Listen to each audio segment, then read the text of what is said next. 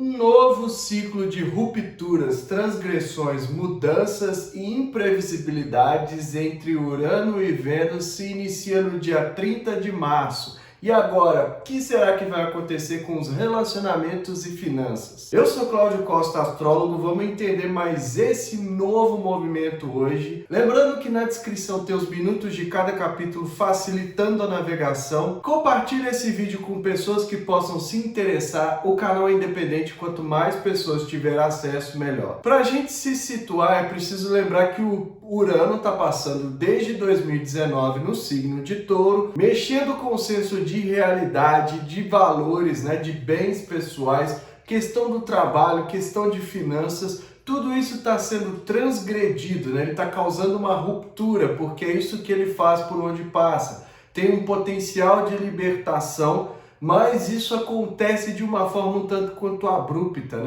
A gente não se dá conta até que já tenha acontecido. Portanto, a gente está lidando com todas essas mudanças desde 2019, Essas questões da tecnologia influenciando o financeiro, os relacionamentos. Tudo isso é fruto dessa passagem de Urano. Lembrando que quando eu falo que isso é fruto, eu não estou querendo dizer que é porque o planeta está no signo de Touro que isso está acontecendo com o mundo, mas são indicativos dessas energias que a gente pode se basear para tentar entender e antever os movimentos que acontecem no nosso mundo. Daí a Vênus entrou no dia 16 de março, também no signo de Touro, e caminhando ali pelos graus até a chegada do grau onde eles vão fazer a conjunção. A Vênus rege o signo de Touro, então tem uma importância muito grande, O Urano ali é como se fosse um hóspede dela, e ela passou esse um ano todo que deu a volta no zodíaco e agora retorna ao seu domicílio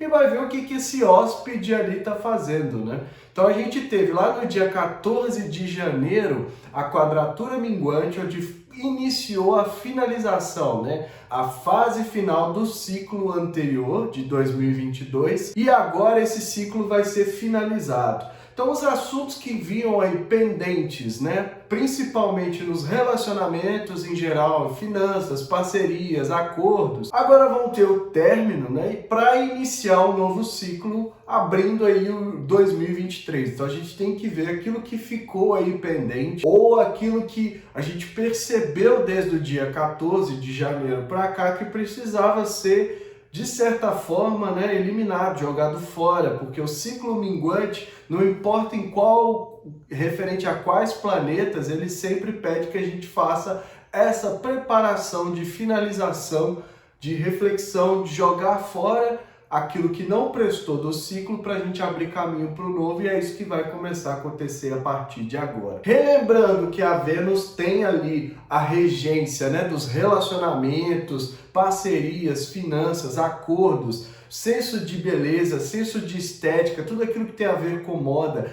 Ela é responsável pela harmonia, pela diplomacia, Então, onde a Vênus está, ela quer que as coisas sejam equilibradas. A Vênus de Touro, ela também se preocupa mais com as questões dos prazeres, Ela é mais sensorial do que a Vênus de Libra, que é mais intelectual. Então aqui em Touro a gente também tem que ter o senso daquilo que a gente gosta, Daquilo que nos faz bem, daquilo que nos é prazeroso, não só no sentido estético, mas também no sentido sensorial, A gente precisa sentir. Como o Touro tem a questão de ser um signo mais objetivo, mais prático, mais voltado para a materialidade, então ela vem também com esses sentidos da importância dos prazeres em geral nessas questões mais sensoriais, mais práticas, Portanto, a gente está falando de coisas que não ficam só no intelecto, só na nossa mente, aquilo que está no nosso mundo material e que a gente muitas vezes precisa para sobreviver, para ter o sustento, que é um dos símbolos aí, uma das representações mais fortes do signo de Touro. E a gente precisa entender o mito, envolvido, a sabedoria envolvida entre Urano e Vênus. Porque quando Saturno, castrou o pai, na história em que os irmãos estavam aprisionados em Gaia, Urano também atormentado por uma profecia do oráculo de Delfos, em que os filhos o destronariam, ele impede o nascimento dos filhos. Então, a Gaia, que no caso aqui é a representação do nosso planeta Terra, né, da mãe natureza, ela é impedida de parir os filhos. E já desesperada, né, com aquele tanto de filhos que ela já tinha sido, porque o Urano não para de gerar filhos nela, mas impede que eles nasçam. Ela pede ao Saturno, que é o Cronos para os gregos, que ajude, né, que ela precisa acabar com aquela tirania de Urano. Então ela gera da própria entranha, né, uma foice feita do metal que tinha no seu interior, entrega para o filho. Quando Urano vai ter relações com Gaia novamente, Saturno corta as genitálias do pai para que haja a libertação dessa tirania. Então, no caso, era uma tirania sexual até, né? E quando isso acontece, os testículos de Urano caem no oceano, fecundando ali as águas, e a partir dali nasce Afrodite, a Vênus. Então, na verdade, a Vênus não é filha de Zeus, né? O Júpiter, para nós, ela é filha de Urano. Então, ela tem algo de uraniana nisso, né? Ela carrega ali, muitas vezes, essa semente do pai. Então, a gente vai ter um encontro entre Urano e Vênus, uma conjunção, onde um dos efeitos esperados é essa transgressão, essa rebeldia. A gente está falando agora de uma Vênus que traz uma energia de ruptura para os temas dela. Isso quer dizer que nas finanças, nos relacionamentos, a gente tende a criar, né, situações transgressoras. Ou se a gente está aprisionado, o impulso é para que a gente se liberte, né? O impulso uraniano é para que a gente sempre se liberte. Uma vez que Urano foi destronado por Saturno, ele passa a ser uma oitava acima, um ideal, né? Uma utopia que paira sobre nós. Urano representava ali os céus, né? Então ele passa a ser algo que está acima, algo que a gente almeja. E a partir dali, ele tem uma energia que é para libertação, para transgredir, né? Para quebrar as correntes. Eu chamo ele de o quebrador de correntes da astrologia. E aonde ele toca, ele vem com esse impulso para que a gente se liberte, só que nós não estamos preparados muitas vezes para isso. A gente se recusa a seguir esse impulso de libertação por vários motivos e a gente faz muita força para reprimir tudo isso. Então, quando ele encontra com a Vênus, a gente vai ter aí, né, o que seria a união do pai e da filha, mas a gente vai ter essa energia ruptiva, né, disruptiva, de imprevisibilidades, de tendência a se impulsionar para libertar dentro daquilo que se sente preso. Então, relacionamentos sofrem muito durante esse período porque muitas vezes os relacionamentos tradicionais, aquelas relações mais voltadas, né, para o padrão social, elas são mais aprisionadoras. Então, nesse sentido, ele vem, né, cria ali um impulso de rebeldia para que a pessoa se liberte daquilo de uma forma ou de outra. Não estou dizendo que a gente precisa simplesmente ir lá para o extremo e acabar com tudo, romper com tudo, até porque aqui é o início, né? A gente vai ver a semeadura desse ciclo que vai durar mais de um ano. Mas é importante pensar que aonde a gente estiver restrito nos temas da Vênus, o impulso vai ser para se libertar. Então, bem rapidinho, vamos aí às datas desse ciclo. No dia 30 de março inicia, né, o novo ciclo, a conjunção, que é o aspecto astrológico que marca esse início. A primeira quadratura vai acontecer no dia 2 de julho, vão ser 3, né? Assim como aconteceu com Júpiter, a Vênus também vai fazer 3 quadraturas com Urano. É aquele ciclo que precisa dos 3 aspectos de tensão para se desenvolver. Então a primeira acontece no dia 2 de julho, a segunda vem no dia 22 de agosto, quando a Vênus vai estar retrógrada, e a terceira, quando ela já recuperou seu movimento direto, no dia 29 de setembro desse ano. Então são necessários esses 3 momentos, esses 3 encontros de quadratura crescente, né, uma tensão para desenvolver tudo que foi iniciado agora no dia 30 de março. Aí o auge de tudo isso vem no dia 21/12, né? Em dezembro lá, quando o Sol já vai ter ingressado em Capricórnio, marcando o solstício de verão para a gente. Então, um momento simbólico, né? O auge vem no verão. O auge de tudo isso que está sendo trabalhado, essas questões que eu falei de rupturas, dos temas da Vênus, de relacionamentos em geral, de finanças, a gente vai ter o auge após o ingresso, ou provavelmente muito próximo ali do ingresso, porque eu ainda não calculei o ingresso do Sol esse ano em Capricórnio. A gente vai ter uma clareza maior para enxergar, né? O aspecto de oposição já traz esse senso de auge, de jogar luz, de clarear aquilo que foi desenvolvido, e ainda mais porque vai ser um momento muito importante energeticamente falando.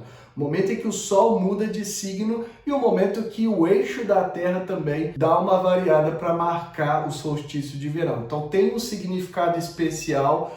Esse movimento com Urano tende a ser muito mais forte do que o anterior. Bom, e aí no dia 3 de março, praticamente um ano depois, a gente tem a quadratura minguante, o início da finalização, que o ciclo começa a morrer, a gente precisa jogar tudo isso fora. E no dia 18 de maio a gente tem o novo ciclo, né? A finalização do ciclo de 2023 e 2024, e o início de 2024 e 2025, isso é uma outra história. Vamos dar uma olhada então na mandala desse início, né, de ciclo, para a gente entender melhor quais as energias a gente precisa considerar nesse momento de semeadura. Bom, então vamos dar uma olhada na mandala, né, do momento em que Urano e Vênus formam um aspecto de conjunção no dia 30 de março, às 19h25 do horário de Brasília.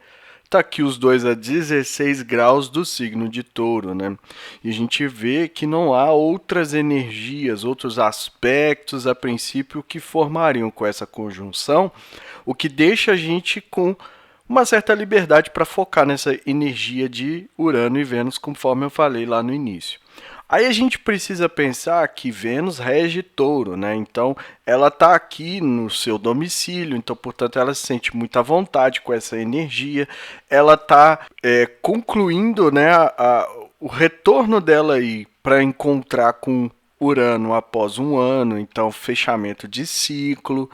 Todo o início de um novo ciclo marca também, né, o fim do ciclo anterior, então tudo aquilo que foi feito até aqui em relação aos temas da Vênus no sentido de liberdade, de progresso, de transgressão, de rupturas, agora fica evidente, né, porque a partir de agora a gente vai para um novo ciclo.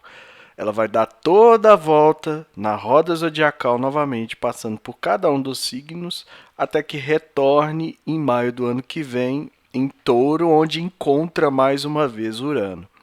E à medida que caminhar, vai fazendo os seus aspectos, né? O caminho de Vênus esse ano está interessante, porque ela vai retrogradar quando chegar no signo de Leão. Nós teremos 3 quadraturas, como eu já falei, com Urano e também com Júpiter. Então ela vai fazer, em Leão ela permanece um período maior. E o momento da retrogradação, já adiantando um pouco, a gente tem a oportunidade de revisar os temas que aquele planeta representa. E isso parece uma bobagem, mas não é, porque no momento da retrogradação se torna mais fácil que a gente promova mudanças de comportamentos, né, melhorias dos comportamentos nos temas que o planeta representa. É como se houvesse uma maleabilidade maior daqueles apegos que a gente tem nos temas do planeta. Então, relacionamentos em geral, finanças, valores, bens pessoais, tudo isso pode ser revisto quando ela chegar em Leão e fizer a sua retrogradação. Mais para frente a gente vai falar desse movimento, mas é porque todos os outros movimentos da Vênus com todos os outros planetas, né, ela já encontrou com Plutão, Saturno, Netuno, Júpiter, agora Urano, ainda vai ter um encontro com o Sol e mais para frente a retrogradação. Então tem ali toda essa influência de todos esses planetas, né, essas energias todas que a gente precisa considerar nos temas da Vênus. O ascendente caindo a 7 graus de Escorpião, Então, a gente precisa incorporar nos projetos, naquilo que esteja sendo desenvolvido aí nos temas financeiros, aliás, para aquilo que a gente vai começar a desenvolver a partir de agora, uma intensidade, uma passionalidade, né? Às vezes até uma capacidade de se aprofundar nos assuntos. Também uma capacidade de curar muitas coisas que podem ter relação com aquilo que a gente pode estar precisando fazer. Muitas vezes é preciso desenvolver certos aspectos que a gente não consegue por conta dessas mágoas do passado. E aí é preciso fazer essa transformação, né, do segundo o signo de Escorpião, que é do ascendente dessa conjunção. Então, todos os temas da Vênus aqui que sofrerem, né, as rupturas, as mudanças uranianas podem ser curados. A gente pode encontrar remédio para tudo aquilo que a gente está precisando a partir de agora, desde que a gente incorpore isso nos projetos. Então não adianta eu falar aqui, mostrar para vocês, se nada for feito, né? E é preciso fazer isso porque essa é uma energia muito importante e muito forte que favorece bastante o desenvolvimento desse período.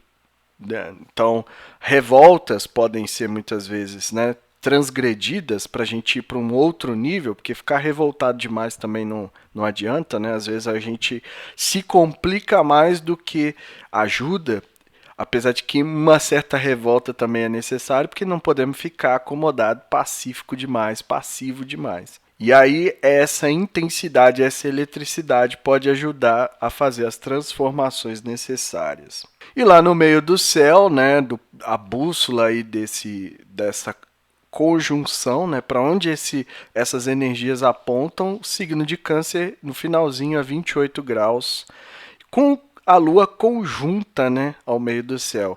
Então a Lua não faz aspectos com a conjunção em si, mas está aqui num ponto importantíssimo, num signo que também é regido pela Lua. Então o Câncer vai pedir a empatia, a sensibilidade, a capacidade que a gente acolha, né, de fazer acolhimento na vida pública, na carreira, desses projetos que a gente está desenvolvendo, desses empreendimentos que a gente está desenvolvendo. Vamos usar essa palavra a partir de agora para encapsular tudo.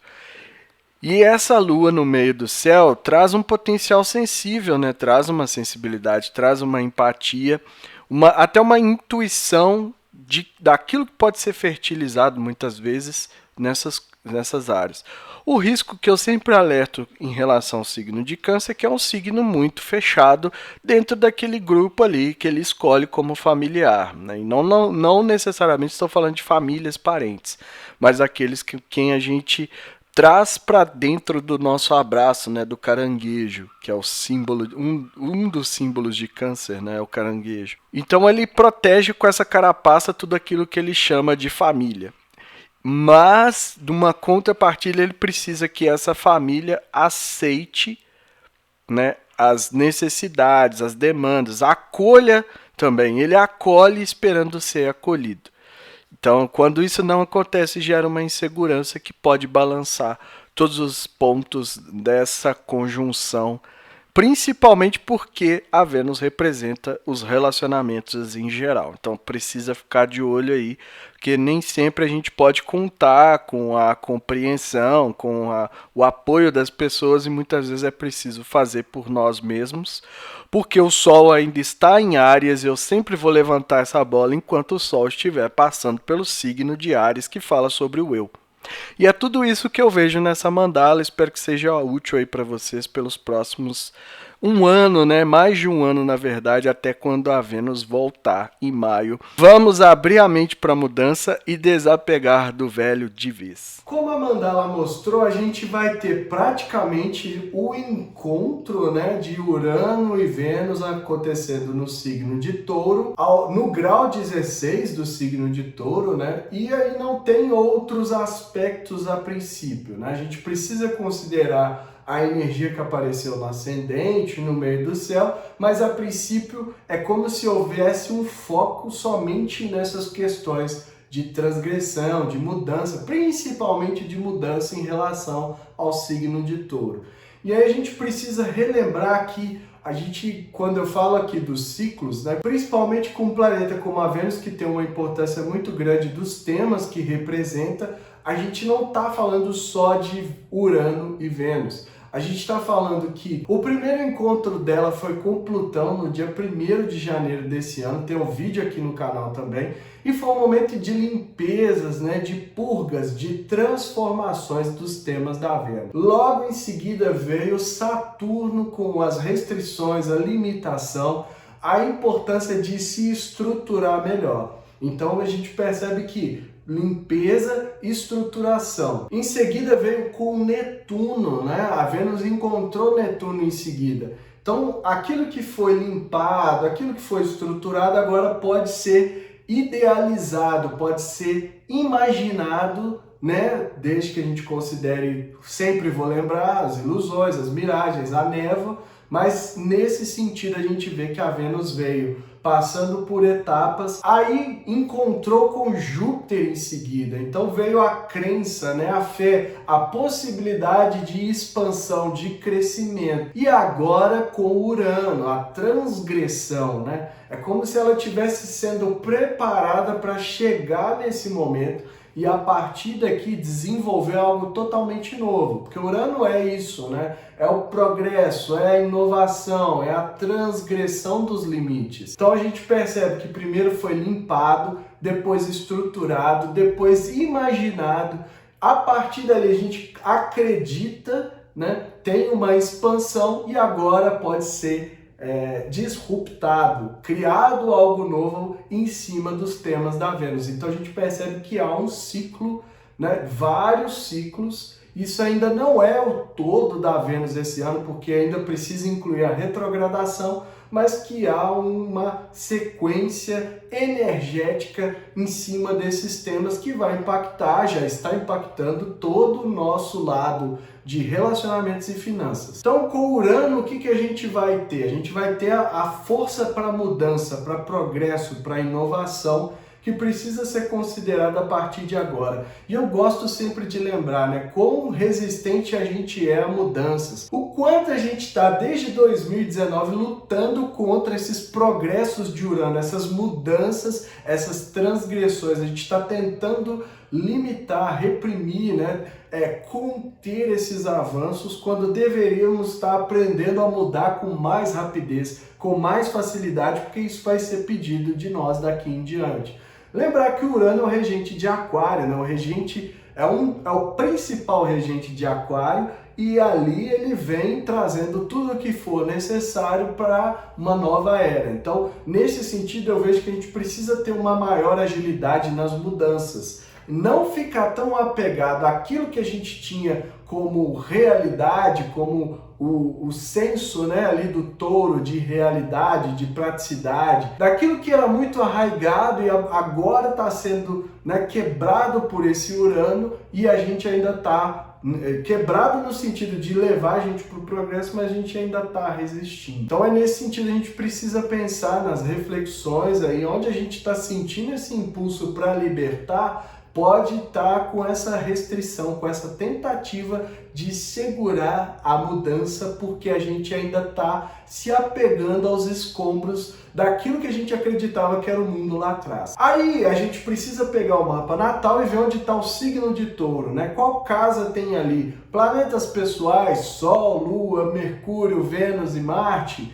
ascendente e meio do céu, estão nesse signo, porque ali a gente vai sentir, principalmente próximo ao grau 16, né, onde vai acontecer a conjunção, que ali a gente vai sentir com maior intensidade essa energia toda, esse potencial todo. Então, dependendo da casa que a gente tiver ali, vão ter áreas da vida que vão ser afetadas. Como eu dei o exemplo das relações, né? Então, se a casa dos relacionamentos, a casa 7, estiver em Touro, há potencial para que haja uma energia muito forte para romper com aquilo que está muitas vezes limitando, muitas vezes prendendo a gente dentro das relações. E aí é preciso fazer essa reflexão de como que a gente está recebendo isso, porque ser mais livre dentro de um relacionamento não quer dizer necessariamente que você precisa acabar com a relação, mas que precisa mudar, transgredir aquilo que era muito enraizado para que haja mais espaço, talvez, para que haja mais liberdade e para que aquela relação que muitas vezes não estava tão boa seja ali revitalizada por esse impulso de Urano. Então nem tudo é questão de simplesmente sair quebrando tudo, né, tacando fogo em tudo, trazendo revolução, mas nesse sentido da gente fazer esse tipo de ponderação, de reflexão e ver como que a gente pode lidar com o potencial sem necessariamente reprimir, porque a repressão da força de Urano, ela é muito difícil, ela causa problemas mentais muitas vezes e a gente fica refém disso, né? A gente tenta guardar tudo dentro da gente, muitas vezes quer sair, quer aproveitar outras coisas e se reprime, e essa repressão volta de outras formas depois. O impulso é para se libertar, mas se a gente não entende isso, a gente se aprisiona naquilo. Então é muito importante pensar nesse sentido. Na coletividade, a gente vai ver de novo esses movimentos todos de progresso, de transgressões, de principalmente rupturas daquilo que eram os valores, né, daquilo que era a gente acreditava que deveria ser feito dessa forma, de trabalho, de dinheiro, de recursos, né, de sustento, a natureza. A gente precisa olhar muito para esse lado, que é uma das representações do signo de Touro, porque Urano vem com o progresso e muitas vezes é um progresso radical. Então aí é que é preciso fazer essa ponderação, é preciso pensar nas atitudes que a gente tem em relação a esses temas. A mensagem é essa, eu fico por aqui. Se inscreva no canal, deixa aí o seu like, ativa o sininho para receber notificação sempre que eu postar um vídeo novo. Quando se inscrever no canal, observa se apareceu a palavra inscrito, porque o YouTube está tirando meus inscritos, apesar do meu trabalho saturnino aqui para crescer um canal em 2023, o YouTube faz aí essa brincadeira de mau gosto, vamos dizer assim. Na descrição tem o link das redes sociais, do canal, do Telegram e grupo do WhatsApp, onde eu posto diariamente o movimento dos astros. Para quem quiser saber mais sobre essa força uraniana, sobre como vai receber esse potencial, tem um link para me chamar no WhatsApp e marcar diretamente a sua consulta, e que estejamos todos sintonizados com a força maior regente do universo e que ela zele por nós sempre.